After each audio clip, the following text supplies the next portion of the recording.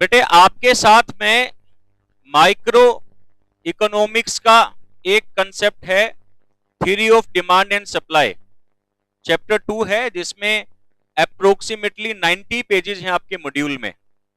ये मैं शुरू करवा रहा हूं।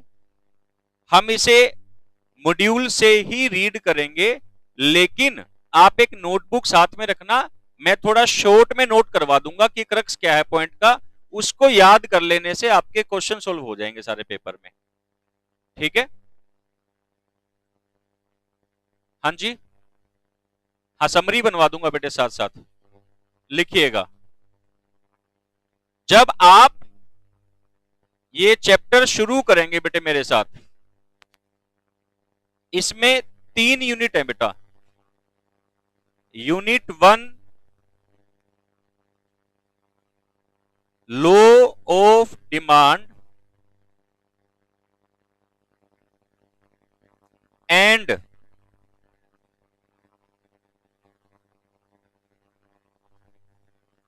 Elasticity of demand. इसके बाद ये वाली जो यूनिट है आपकी बेटे, ये तीनों यूनिट में सबसे ज्यादा इंपॉर्टेंट है बेटे, ज्यादा क्वेश्चन बनते हैं। फिर यूनिट 2 आपके पास आएगी, theory of consumer behaviour, theory of consumer behaviour, ये इसी चैप्टर की यूनिट 2 है। और यूनिट 3 आएगी बेटे फिर सप्लाई। यानी अगर आप +1 +2 के हिसाब से देखें तो ये 5 चैप्टर हो गए आपके, जिसमें आपने पढ़ा था, एक डिमांड का चैप्टर पढ़ते थे +1 +2 में, एक इलास्टिसिटी ऑफ डिमांड पढ़ते थे, उसके बाद सप्लाई का एक अलग चैप्टर था पूरा, और 2 चैप्टर आपके कंज्यूमर बिहेवियर के होते थे, जिसमें एक हम लोग यूटिलिटी एनालिसिस पढ़ते थे, एक इनडिफरेंस कर्व पढ़ते थे।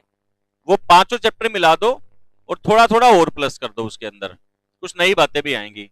ये आपकी एक यूनिट बनेगी यहां सीए फाउंडेशन में, और इसका वेटेज 15 नंबर तक आप मान के चलना एग्जाम में रहता है। बड़ा इंपॉर्टेंट सा यूनिट है बेटे ये, इसलिए यहीं से शुरू करवा रहा हूं आपको। ठीक है? तो पहले हमारा जो कंसेप्ट चलेगा, लॉ ऑफ डिमांड का कंसेप्ट हम लोग जो है वो सीखेंगे। ठीक है बच्चों? अब मैं ये मान के चल रहा हूं कि आप पहली बार इकोनॉमिक्स पढ़ रहे हैं जीवन में, आपने पहले कभी भी इकोनॉमिक्स पढ़ा नहीं है। मैं उस एंगल से इकोनॉमिक्स को पढ़ा के चलूंगा। मॉड्यूल हमारे पेपर की जान, सारा पेपर मॉड्यूल से ही आएगा, तो मॉड्यूल को पढ़ना बड़ा जरूरी है। मैं आपको शॉर्ट तो बनवा दूंगा साथ साथ में कि शॉर्ट में आप लिख लो, ऐसे कर लो, समझ में आ जाएगा, बट मॉड्यूल पढ़ना जरूरी बहुत है बेटे। तो सारा की सारी क्लासेज हम लोग इसकी मॉड्यूल से ही करने वाले हैं। तो यूनिट 1 में आपके साथ स्टार्ट कर रहा हूं, थ्योरी ऑफ डिमांड। सबसे पहले हम लोग अगर डिमांड का मीनिंग समझें,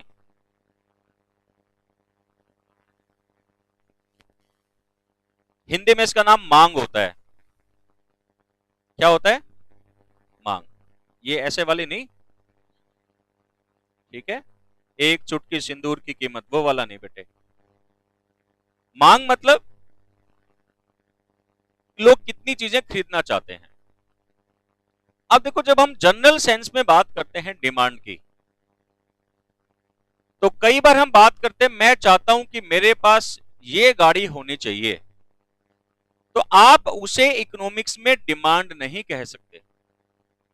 डिमांड मींस 3 बातें आपको चेक करनी पड़ेंगी कि हम उसे डिमांड बोलेंगे कि नहीं बोलेंगे। तो पहले लिखिएगा,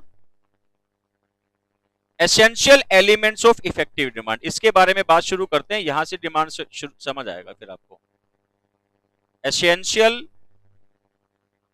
एलिमेंट्स ऑफ इफेक्टिव डिमांड, सब नोट करेंगे बेटे साथ साथ ना। बुक में नोट करने से बात नहीं बनेगी, थोड़ा मैं ज्यादा लिखवाऊंगा, बुक से थोड़ा फिर बात बनेगी नहीं बेटे। नोटबुक लगा लोगे तो ठीक रहेगा।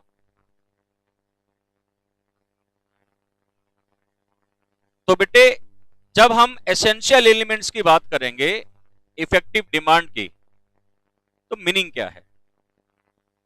जैसे आपने कभी देखा होगा लोग झंडे लेके खड़े होते हैं, हमारी मांगे पूरी करो, हमारी मांगे पूरी करो, वो वाली डिमांड नहीं है, हमारी ये डिमांड्स हैं।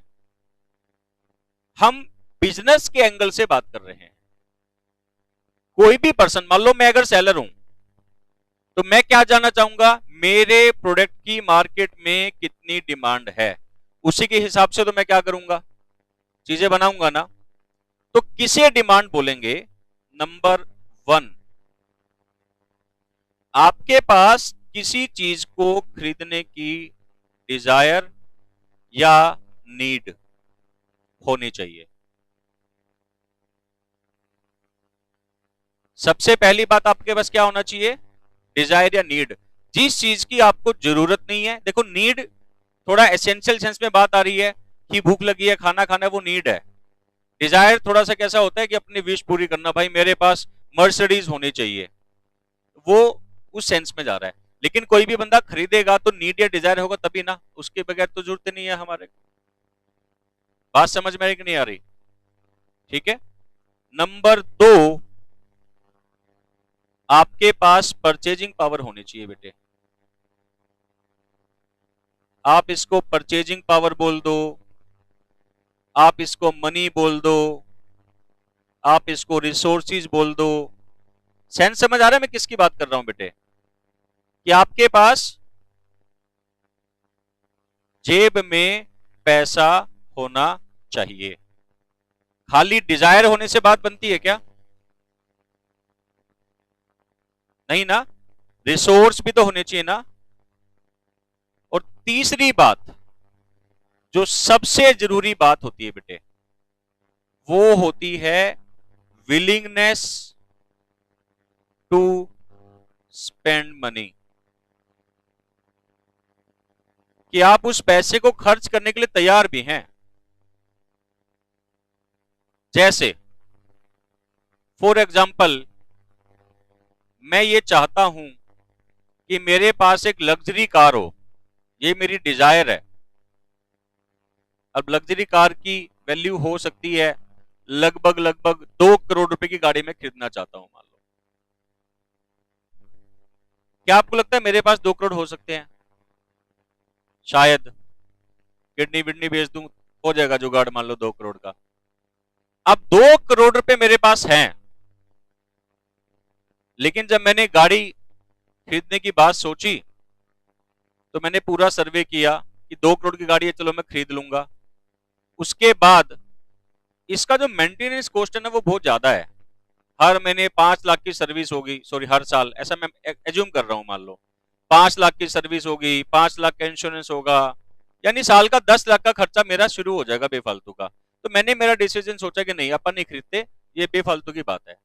तो मैं चाहता हूं मेरे पास गाड़ी हो, मैं, मेरे पास पैसा भी है, लेकिन मैं खर्च करने के लिए तैयार नहीं हूं। तो क्या उस कार कंपनी के लिए मैं पोटेंशियल बायर हूं क्या फिर? क्योंकि मैं खरीदूंगा ही नहीं, क्योंकि मैं पैसा खर्च करूंगा ही नहीं।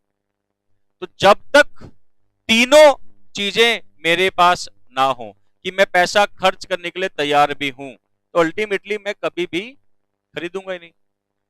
तीन में से एक भी बात एब्सेंट होगी तो कैसे बात बनेगी भाई? बात समझ में आ रही कि नहीं आ रही? तो डिमांड कब क्रिएट हो सकती है बेटे? जब तीनों बातें होंगी, एक भी बात मिस है तो डिमांड क्रिएट नहीं हो सकती।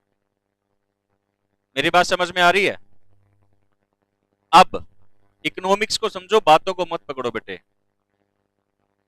मान लो एक बंदा है, क्या नाम है इसका भाई? टिल्लू। ठीक है। एक ये इसकी घर वाली है टिल्ली, और इनके बालक हैं। अब ये मान लो, सुनो, अब यहां टिल्लू की सैलरी मान लो 20,000 रुपये महीना है, 20,000 पर मंथ अर्न करता है। ठीक है। अब मान लो आज 1 से 10 के बीच में कोई तारीख है और टिल्लू को सैलरी मिली है 20,000 रुपये, घर आया। अब टिल्ली कहती है ए जी सुनो चलो मूवी देख के आते हैं, कोई बढ़िया से मूवी लगी हुई है, आज सैटरडे है तो आज अपन मूवी देखने चलेंगे या कल चलेंगे। तो ये अगर मूवी देखने के लिए जाएंगे, एक दो कितने टिकट लगेंगे बेटे? 4 5 6 7 8 9 10 11, 11 टिकट लगेंगे। अरे वो दो छोटे हैं अभी गोदी में हैं, उनकी टिकट नहीं लगती। तेरे को पूरी बात पता ही नहीं है। तो 11 टिकट लगेंगी भाई, ठीक है। 10 होगी क्या? अच्छा हाँ 10 हो गई। हाँ हाँ तो हो गई। तो 10 टिकट खरीदी, वहां गए, बालकों ने कह दिया पापा आपको पॉपकॉर्न दिला दो या कुछ भी खर्चा वर्चा पैटीज खिला दो, तो मोटा मोटा मान के चले 2,000 रुपए तो मिनिमम खर्चा आ ही जाएगा, मिनिमम से मिनिमम, है कि नहीं? तो क्या आपको लगता है कि ये मूवी देखने जाएंगे? क्यों सर? 20,000 रुपए महीना और 10 11 12 लोग परिवार में हैं, तो इनका खाना पीना भी बड़ा मुश्किल से चलता होगा। क्या ये चाहता होगा मेरे बालकों को मूवी लेके जाऊं? चाहता तो होगा, मन तो करता ही होगा, है ना? पैसे भी लेके आया है अभी, लेकिन क्या नहीं है? विलिंगनेस नहीं है, पैसे खर्च करने को तैयार नहीं है। तो जब तक तीन बातें प्रेजेंट नहीं होंगी तब तक आप उसे डिमांड नहीं कह सकते हो। रिसोर्स, रिसोर्स लिख लो, मनी लिख लो, जिससे आप परचेज कर सकते हो। बात समझ में आ रही कि नहीं आ रही बेटे? तो इफेक्टिव डिमांड किन किन 3 बातों पे डिपेंड करेंगी, जल्दी से बताओ बेटे। डिजायर होनी चाहिए, पैसे होने चाहिए, और आप खर्च करने के लिए रेडी भी होने चाहिए, ठीक है। ये बेटे आपका डिमांड वाले चैप्टर का मॉड्यूल मैंने ओपन किया है। आप सबके पास आईसीएआई का मॉड्यूल होना चाहिए, chapter 2 theory of demand and elasticity of demand, page number 2.2 है बेटे। आप अगर चलेंगे यहां पे तो जो मैंने आपको बातें अभी बताई हैं, आप सिर्फ मॉड्यूल में यहां से अंडरलाइन कर लेना। The effective demand for a thing depends on, किस बात पे डिपेंड करता है बेटे? डिजायर, मीन्स टू परचेज मतलब money, and willingness to use those means for that purpose, यानी उस रिसोर्स को उस पर्पज के लिए मैं खर्च करने के लिए तैयार हूं। पेज नंबर 2.4 पे आ रही है बात समझ में क्या? ये 3 बातें आपको नोट कर लेनी है।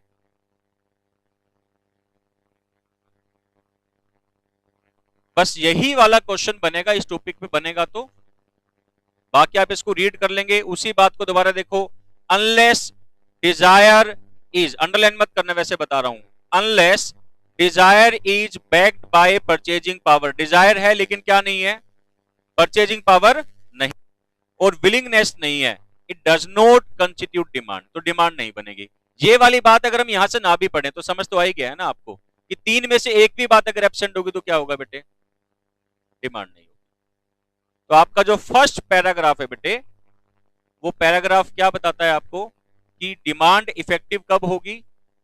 जब 3 बातें प्रेजेंट होंगी। आ रही है बात समझ में क्या? तो आपको जब दोबारा से कभी रीड करना होगा, पढ़ना है, याद करना है कि सर डिमांड वाला चैप्टर याद कर लें, तो बस ये जो मैंने यहाँ पे हाईलाइट किया है बस इतनी बात को अंडरलाइन करके रखना। और आपको यहां से लेके ये जो आपका स्टार्ट हो रहा था यहां से ये और यहां तक और कुछ पढ़ने की जरूरत नहीं है। इसमें एक डिमांड है वो मैं नोट करवा रहा हूं मेरे हिसाब से, वो एक बार नोट करना है, क्योंकि यहां जब आप शुरू कर रहे हैं तो उसने ये देखो लिखा है the term demand refers to, है ना? ये मैं एक बार के लिए आपको लिखवा रहा हूं क्योंकि मेरे को कुछ और बातें भी सिखानी है उसके अंदर, नोट कीजिएगा।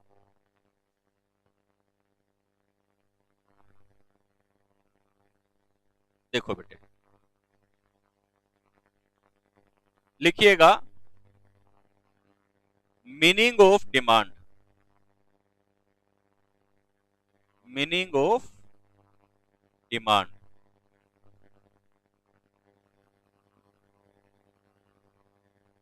Demand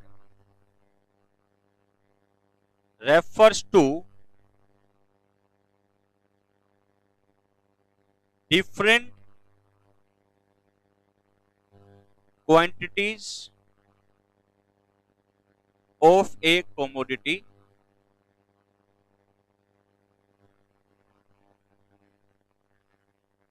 which a buyer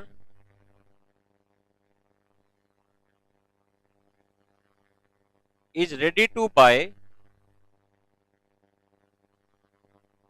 at different prices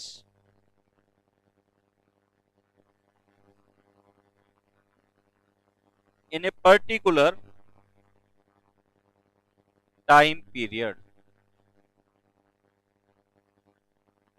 Demand refers to different quantities of a commodity which a buyer is ready to buy at different prices in a particular time period. Note किया बेटे?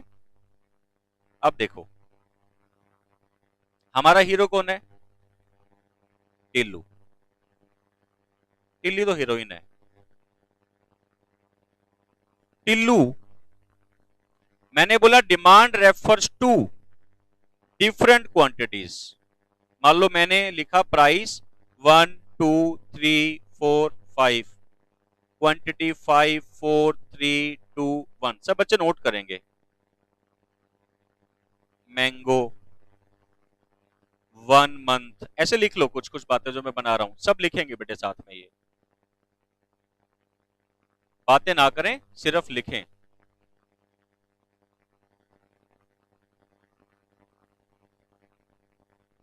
अब देखो, मैंने बोला demand refers to different quantities, तो मैंने कितनी quantity बनाई है बेटे? 1 2 3 4 5, अलग अलग बनाई ना। ऑफ ए कोमोडिटी, क्या है commodity? Mango. Which a buyer, buyer कौन है? Tillu. Ready to buy at different prices, ये डिफरेंट प्राइसेस हैं। In a particular time period, ये पर्टिकुलर टाइम पीरियड हो गया मेरा। तो मैंने टिल्लू से पूछा, भाई एक महीने में कितने आम खरीदोगे? ये बोलता है सर कितने खरीदूंगा ये तो प्राइस पे डिपेंड करेगा, क्योंकि गुड्स का जो भाव होता है उसके हिसाब से तो हम डिमांड करते हैं ना। जब चीजें महंगी होती हैं तो डिमांड कैसे कर देते हैं? कम। और सस्ती होती हैं तो ज्यादा। आप पहले प्राइस बताओ। अच्छा, मैंने बोला 1 रुपए किलो प्राइस होगा तो सर मैं 5 किलो खरीदूंगा। कुछ भी मैंने हाइपोथेटिकल डेटा लिखा है। 2 होगा तो सर मैं 4 खरीदूंगा, 3 है तो 3 खरीदूंगा, 4 है तो 2 खरीदूंगा, 5 है तो 1 खरीदूंगा। तो जब हम डिमांड की बात करते हैं तो हम बात कर रहे होते हैं डिफरेंट क्वांटिटीज की, जो एक बायर डिफरेंट प्राइस पे परचेज करने के लिए रेडी होगा।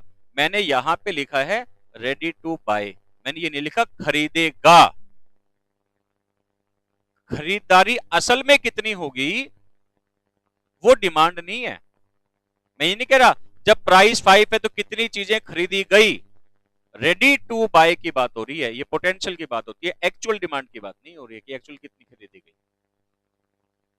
तो जब डिमांड की बात करेंगे, जब हम लोग पढ़ेंगे मार्केट को, आप जब सेलर होंगे, आप जब गुड्स बनाओगे तो आप क्या बोलोगे? मार्केट में कितनी डिमांड होगी। तो डिमांड होगी इसका मतलब क्या? कितने लोग खरीदने के लिए तैयार हो जाएंगे, उसके हिसाब से आप क्या करते हैं? प्रोडक्शन करते हैं। बात समझ में आ रही कि नहीं आ रही बेटे? तो क्या मतलब समझ आया डिमांड का?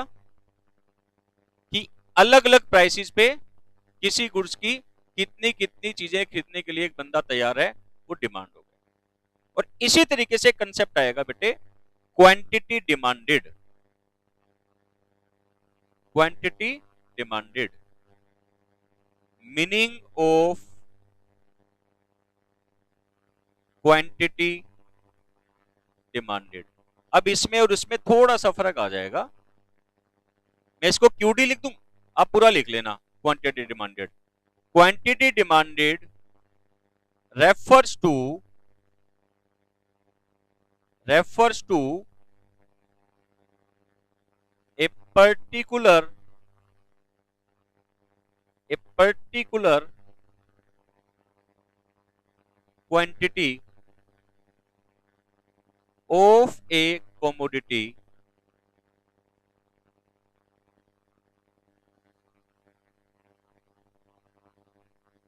which a buyer is ready to buy at a particular price at a particular price in a particular time period.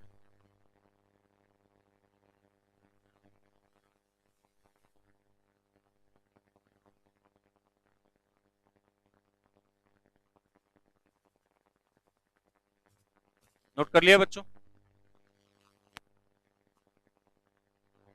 जैसे मैं आपसे बात करूं, कौन है? टिल्लू।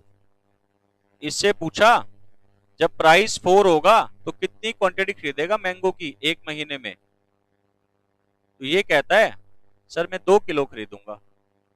तो मैंने एक ही प्राइस पूछा, इसने एक ही क्वांटिटी बताई। ये फर्क है डिमांड और क्वांटिटी डिमांडेड में। डिमांड में क्या होता है बेटे? अलग अलग प्राइस पे अलग अलग क्वांटिटी पूछी जाती है, जबकि क्वांटिटी डिमांडेड में एक ही प्राइस होता है और एक ही क्वांटिटी बताई जाती है। बाकी दोनों में कोई फर्क नहीं है। समझ पा रहे हो बात को? तो जब मैं लिखूंगा कहीं क्वांटिटी डिमांडेड तो मैं पर्टिकुलर प्राइस पे पर्टिकुलर क्वांटिटी की बात कर रहा हूंगा, और जब मैं लिखूंगा डिमांड तो डिफरेंट प्राइस पे डिफरेंट क्वांटिटी की बात कर रहा हूं।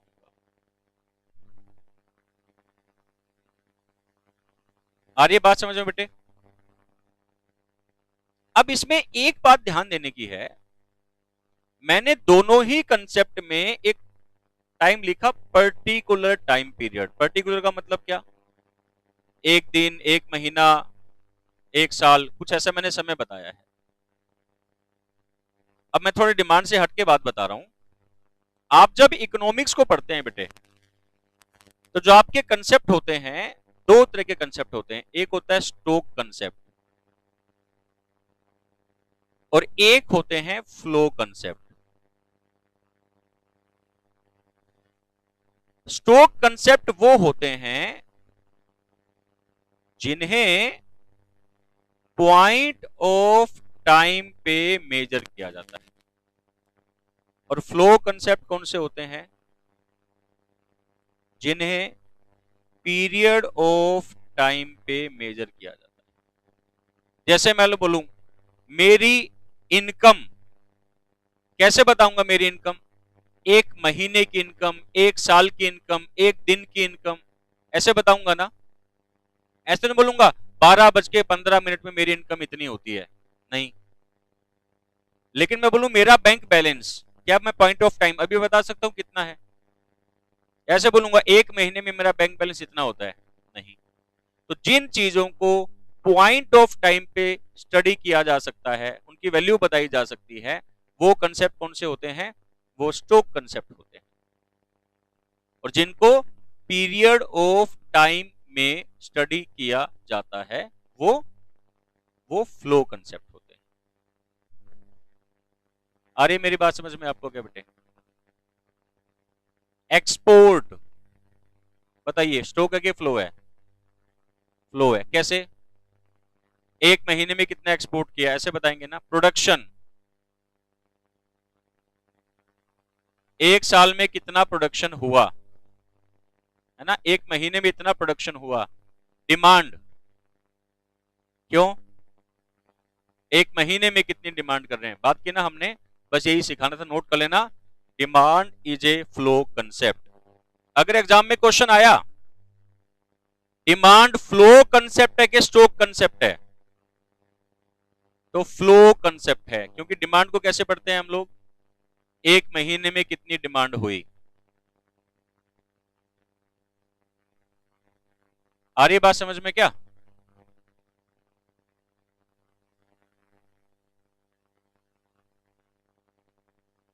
क्वांटिटी डिमांडेड स्टॉक कंसेप्ट है कि फ्लो कंसेप्ट है? फ्लो, क्योंकि उसको भी तो हमने क्या पढ़ा, एक महीने में कितनी डिमांड करोगे जब प्राइस 4 रुपए होगा, हमने प्राइस एक रखा है, कंसेप्ट तो वही पीरियड ऑफ टाइम का ही है ना दोनों में। तो डिमांड भी फ्लो कंसेप्ट है और क्वांटिटी डिमांडेड भी फ्लो कंसेप्ट ही है। आ रही है बात समझ में क्या? अब एक बार जरा मॉड्यूल से देख लेते हैं बेटे, क्या क्या बातें मॉड्यूल में है। देखो, the term demand refers to, demand का मीनिंग क्या बताया? क्वांटिटी ऑफ ए गुड और service that buyer are willing and able to purchase at various prices during a given period of time। यही वाली बात मैंने आपको नोट करवाई, थोड़ी सी लैंग्वेज सिंपल कर दी, बात एक ही है। तो डिमांड का मतलब क्या हुआ, एक पर्टिकुलर टाइम पीरियड में डिफरेंट प्राइसेस पे कितनी कितनी क्वांटिटी हम खरीदने के लिए रेडी होंगे, उसे हम डिमांड कहते हैं। समझ गए? और क्वांटिटी डिमांडेड क्या होगा बेटे, एक पर्टिकुलर प्राइस पे कितनी डिमांड होगी। तो एक यहां से लिख लेना बेटे, मेरे को बुक में क्वेश्चन बना लेना, एक तो मीनिंग ऑफ डिमांड पता होना चाहिए, नीचे लिख लो कि क्वेश्चन क्या बनेगा यहां से ना। तो जब आप बाद में कभी इसको पढ़ोगे तो आपके पास एक तो मीनिंग ऑफ डिमांड आपको पता होना चाहिए और मीनिंग ऑफ क्वांटिटी डिमांडेड आपको पता होना चाहिए। Meaning of demand, meaning of quantity demanded.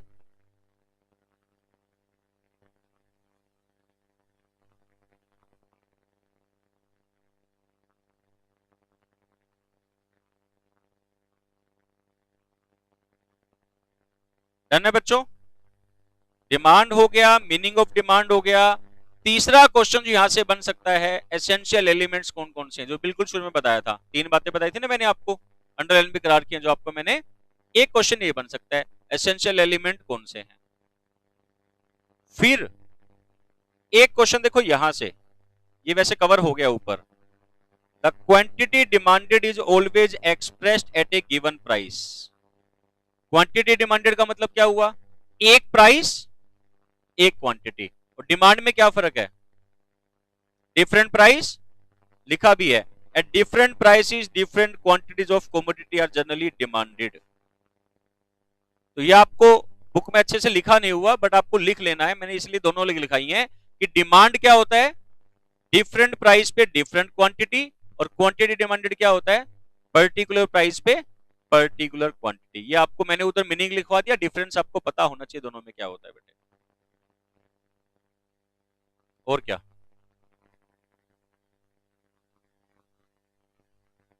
Done है बच्चों? एक क्वेश्चन ये करना यहां से, quantity demanded is a flow concept, ये मैं हाईलाइट कर देता हूं, एग्जाम में आ सकता है क्वेश्चन। डिमांड बोल दो या क्वांटिटी डिमांडेड बोल दो, दोनों कैसे कंसेप्ट हैं, फ्लो कंसेप्ट है। क्यों है फ्लो कंसेप्ट, दोनों को पीरियड ऑफ टाइम में मेजर किया जाता है।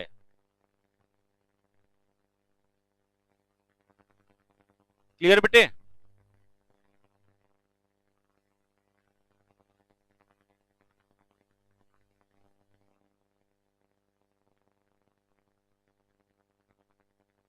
तो इस पैराग्राफ में क्या क्या क्वेश्चन बन गए बेटे, एक तो मैंने आपको नोटबुक में लिखवा दिया डिमांड का मीनिंग क्या है, क्वांटिटी डिमांडेड, दोनों में डिफरेंस समझ कर लोगे ना, क्या फर्क है दोनों में। उसके बाद फ्लो कंसेप्ट, स्टॉक कंसेप्ट क्या समझ आ गया, डिमांड और क्वांटिटी डिमांडेड दोनों कौन से कंसेप्ट हैं, फ्लो कंसेप्ट हैं, और एक एसेंशियल एलिमेंट कौन कौन से हैं। ये 5-6 बातें यहां से पूछी जा सकती हैं। अगर ये 5-6 बातें आपको आ गई हैं सारी, तो फिर आपको ये पढ़ने की जरूरत भी नहीं है, फिर उसके बाद सब कवर कर दिया है मैंने। या ये समझ लो, मैंने जो नोटबुक में लिखवा दिया, अब आप ये जितना मैंने मॉड्यूल आपको शो किया है, ये आपको पढ़ने की जरूरत भी नहीं है, अगर आप वो कॉपी पढ़ लोगे तो वहीं से सारा काम हो गया। डन है बच्चों?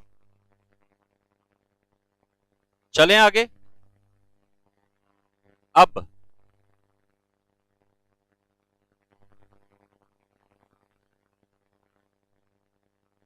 मॉड्यूल में लास्ट टॉपिक है, सो नेक्स्ट टॉपिक है व्हाट डिटरमाइंस डिमांड। लेकिन हम इसके पहले थोड़ी हल्की हल्की कुछ और बातें करेंगे ताकि जब मैं इसको सिखाऊं तो थोड़ा सा ज्यादा समझ में आ जाए आपको। देखो, जब मैं आपसे डिमांड के बारे में बात करता हूं तो बेटे डिमांड दो तरीके की हो सकती है। एक होता है इंडिविजुअल डिमांड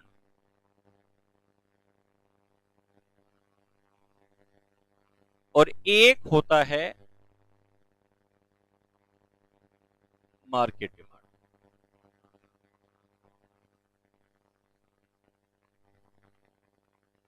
एक होता है इंडिविजुअल डिमांड और एक होता है मार्केट डिमांड। इंडिविजुअल डिमांड क्या है? Demand by a single buyer या demand by an individual buyer.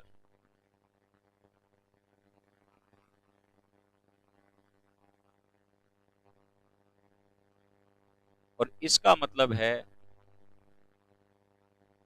Demand by all the buyers in market. Market में जितने भी बायर हैं मेरे, उन सबकी डिमांड को ऐड कर दो। मान लो मैं अकेला बोलूं कि मैं इतने आम खरीदूंगा तो मैं अकेले की बात कर रहा हूं ना, ये मेरी इंडिविजुअल डिमांड है। और मैं बोलूं जो प्राइस इतना होगा तो सब लोग मिलके कितनी डिमांड करेंगे, जितने बायर हैं, वो मार्केट डिमांड हो जाएगी। छोटा सा एग्जांपल बना के दिखाता हूं। देखो, मान लो मैंने बोला कोई एक मिस्टर ए है, इससे हमने पूछा प्राइस है 1 2 3 4 5, तो कितनी क्वांटिटी खरीदोगे? इसने बोला 5 4 3 2 1। मान लो वही मैंने मैंगो बोल दिया और वही मैंने 1 मंथ बोल दिया।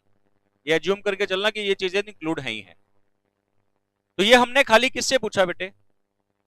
ए से। एक ही बंदे की डिमांड पूछी ना, तो ये क्या है?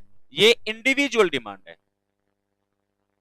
और अगर मैं ऐसा मान लूं कि मार्केट में दो ही बायर हैं, एक मिस्टर ए है और एक मिस्टर बी है, ऐसा मान लेते हैं। बायर कितने हैं? दो ही हैं। वो तो हजार लाख भी सकते हैं, उनको जोड़ेंगे फिर मुश्किल होगा। समझने के लिए थोड़ा सिंपल हो जाए, इसलिए मैंने क्या माना? दो ही बायर हैं। मैंने बोला मैंगो एक महीने में कितने कितने खरीद लोगे? तो ये कहता है प्राइस बताओ। मैंने प्राइस बताया। इसने बोला वही 5 4 3 2 1 और ये कहता है, मान लो Q1, ये Q2 लिख देता हूं, 6 5 4 3 2। दोनों को अगर मैं प्लस कर दूं बेटे, 11 9 7 5 3, तो ये जो डिमांड बन गई ना मेरी Q1 प्लस Q2, ये demand by all the buyers in market हुआ कि नहीं हुआ? बायर हो कितने सकते हैं वैसे? वैसे तो कितने भी हो, बट सिंपलिसिटी के मान लिया कि दो ही हैं, तो दोनों की डिमांड को मैंने क्या कर दिया? ऐड कर दिया। तो ये मार्केट डिमांड बन गई मैंगो की। फिर इंडिविजुअल डिमांड का मतलब क्या समझ आया बेटे? एक बायर कितनी डिमांड करेगा। और मार्केट डिमांड का मतलब क्या समझ आया? सारे बायर कितनी डिमांड करेंगे।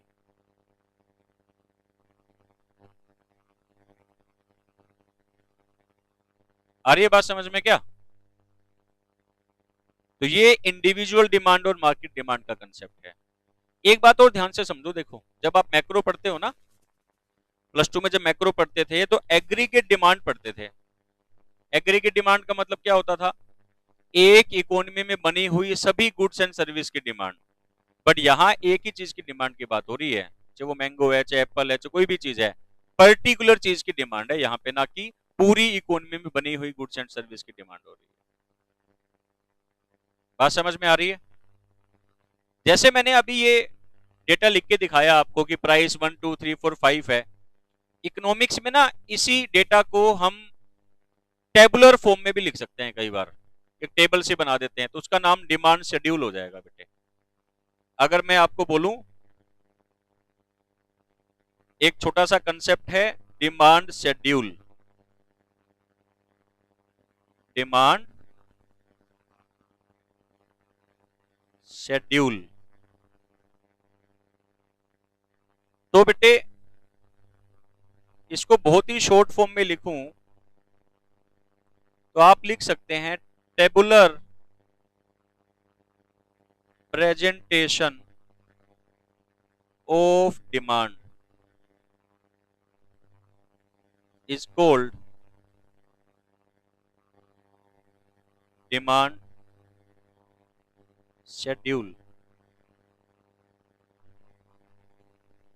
अगर मैं टेबल की फॉर्म में डेटा को लिख दूंगा ना बेटे, उसी का नाम क्या हो जाएगा? Demand schedule. ये दो तरीके की हो सकती है, एक इंडिविजुअल डिमांड शेड्यूल और दूसरा मार्केट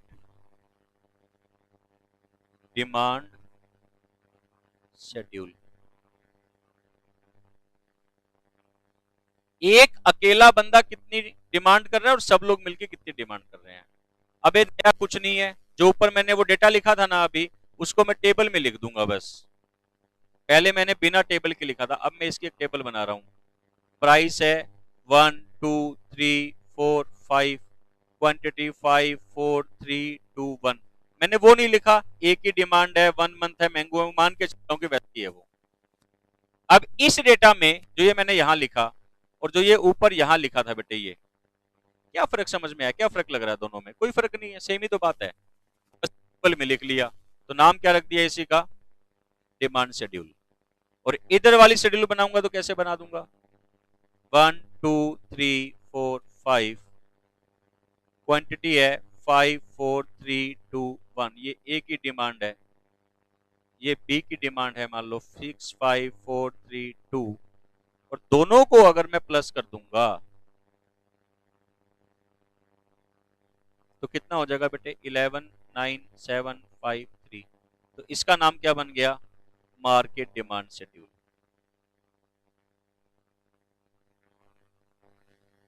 आ रही है बात समझ में बेटे? तो डिमांड शेड्यूल कोई लंबी चौड़ी बात, अगर मैं डिमांड को टेबल तो उसी का नाम क्या बन जाएगा? डिमांड शेड्यूल बन जाएगा।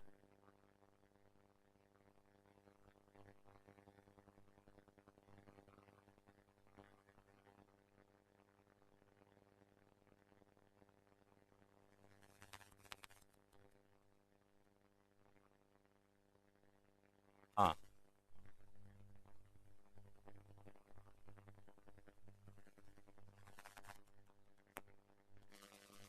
समझ आ गया क्या ये? इसके बाद एक बहुत छोटा सा कंसेप्ट आता है, demand curve.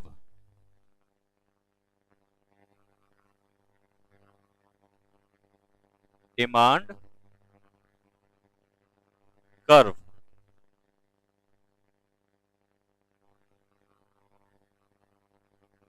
Graphical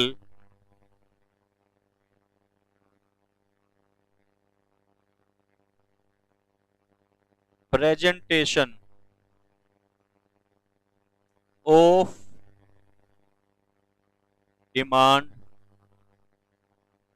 schedule. Graphical presentation of demand schedule.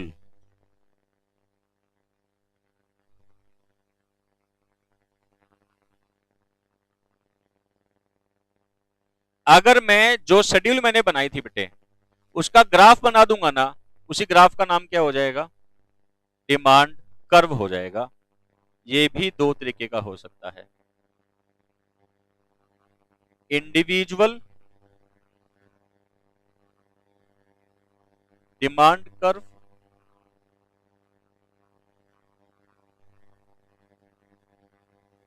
और सेकंड मार्केट डिमांड कर्व।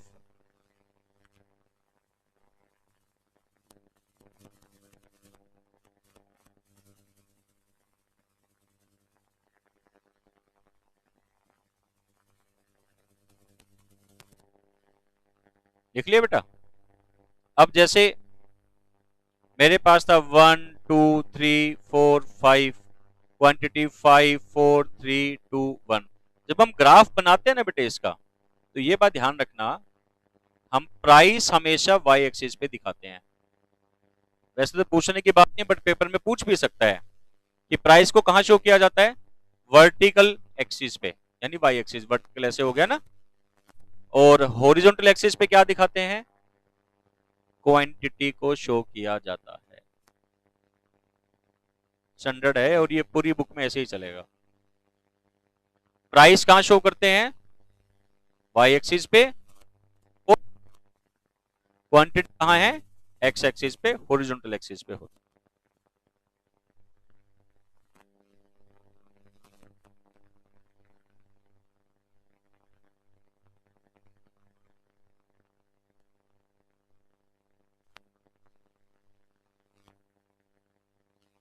देखो बेटे, अगर मैं इसको बनाऊंगा प्राइस 1 2 3 4 5, 1 2 3 4 5 ऐसे है।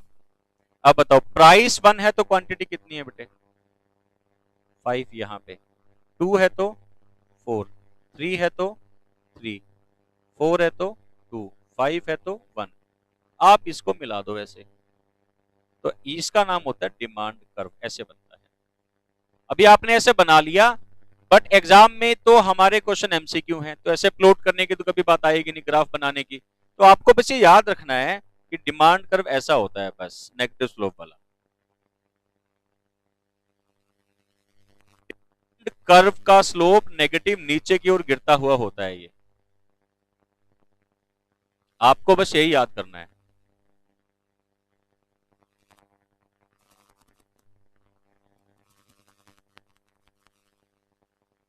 आ रही है बात समझ में क्या, सबने बना लिया, व्यू समझ आया है डिमांड कर्व। अब बताओ मुझे, ये तो था इंडिविजुअल डिमांड कर्व, अगर वर्टिकल होगा तो क्या, सॉरी मार्केट डिमांड कर्व होगा तो क्या होगा, जितने भी डिमांड कर्व बनेंगे ए बी सी के मान लो हैं, तीनों का सम करके बना दूंगा, यही बात है ना। तो यहां एक बात नोट कर लेना, सिर्फ horizontal summation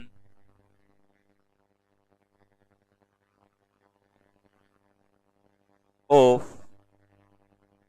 all individual demand curves,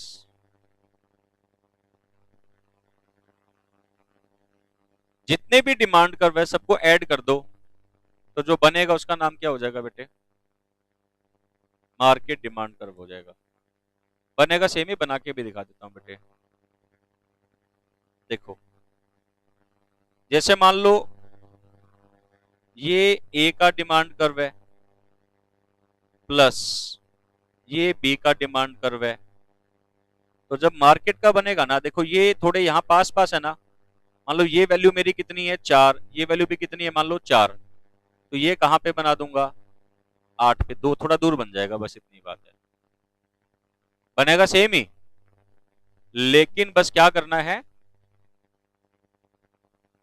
जितने भी इंडिविजुअल डिमांड कर्व है सबको क्या कर देना है, प्लस, सबका सम करके बना दो, तो वो क्या बन जाएगा, मार्केट डिमांड कर्व बन जाएगा।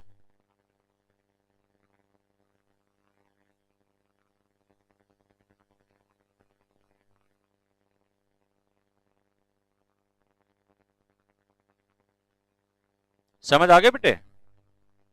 जब हम नेक्स्ट क्लास करेंगे ना, एक बार मैं आपको इसको मॉड्यूल से रीड भी करवा दूंगा, टिक करवा दूंगा कि मॉड्यूल में कुछ बातें अगर आपको यहां से रीड करनी है तो।